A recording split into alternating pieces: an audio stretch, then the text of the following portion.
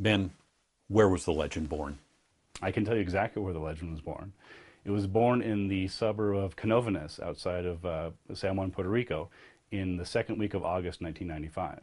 It all traced back to one woman named Madeline Tolentino who saw this bizarre creature outside her house. And she saw this weird thing. It was about 3 to 5 feet high, had spikes down the back, had either black or red eyes, sort of alien-like. And she saw it for a few minutes, and it scattered off into the woods. And from that point, the Chupacabra was born. How did she describe Chupacabra? Well, she said that the Chupacabra that she saw just outside her house was about 3 to 5 feet tall. She said it had three fingers and 3 toes. It was bipedal, had 2 legs, had spikes going down the back, and its eyes, it sort of had large wraparound eyes, almost like you would see like in an alien image. That were either black or red. It had no nostrils, just 2 holes, very small ears, and it's maybe had a hissing sound depending on what you talk to. And she says that it jumped and actually flew. It leaped great distances, and so she actually gave a very, very detailed description of the Chupacabra, the most detailed on record.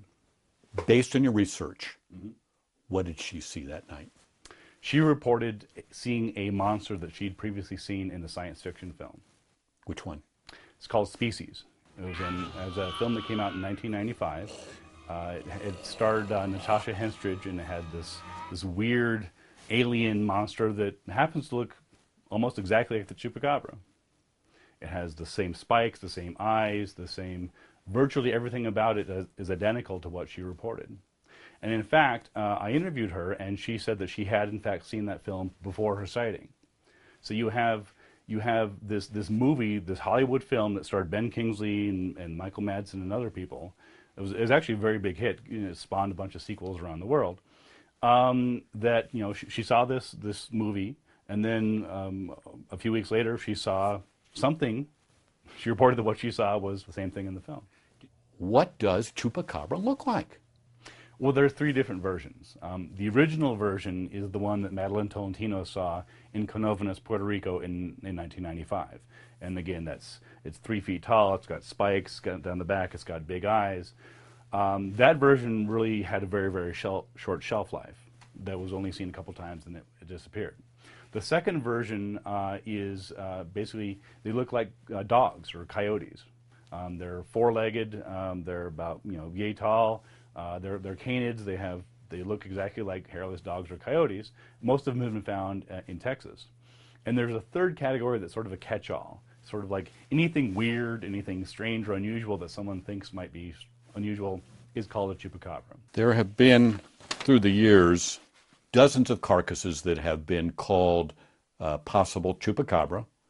There have been many, many sightings of monsters that have been called Chupacabra. What are the facts? The facts are that when you look at the dead animals, when you do the research and you do the DNA tests, that none of these come back unusual creatures. I mean, these are not unknown creatures. These come back canids. That is, they belong to the family of the canis. So it would be, include foxes, coyotes, dogs, that sort of thing. And oftentimes they're afflicted with a disease called sarcoptic mange, which makes their hair fall out. So these things look unusual. And most people don't recognize them. What is this weird hairless dog-like thing? It can't really be a dog because that's not how we see dogs. But in fact, it is a dog, or it's a dog. Or again, when you actually do the DNA tests, that's where the proof is in the pudding, or in the DNA as it is. Do you find the original 1995 sighting of Chupacabra in Puerto Rico? Do you find that credible?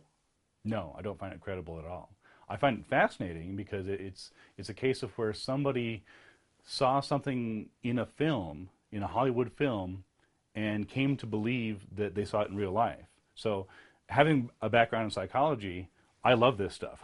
This is really fascinating to me, how that whole process works. So from that angle, it's fascinating. Do I find it a credible eyewitness account of what she saw? Absolutely not.